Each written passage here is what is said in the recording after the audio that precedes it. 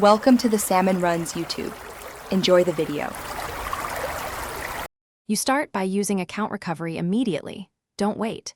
If you have a device still signed into Gmail, open Settings, use that device to skip the login step. If not, choose the account recovery flow at Google's sign-in help and enter your exact email address. You will be asked for recovery phone or recovery email verification codes and recent activity details.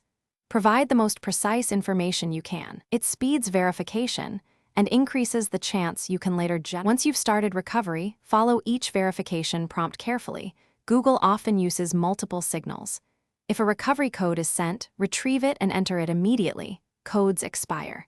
If you have a security key, use it now. If a device is still signed in, open the Google account page on that device, go to Security, then two-step verification. Once verified, you can generate new backup codes. If asked for details, be precise. Partial accuracy can still permit access. After regaining access, go directly to Security, right arrow two-step verification and generate fresh backup codes. You should download or print them. Store the paper where only you can retrieve it and add a copy to a trusted password manager. Revoke any old or unused codes, then test a single code to confirm it works. If something goes wrong, you can't verify identity. Use the Google account appeal process and provide recent device or billing activity. Be prepared to wait 48 to 72 hours for review. Thanks for watching.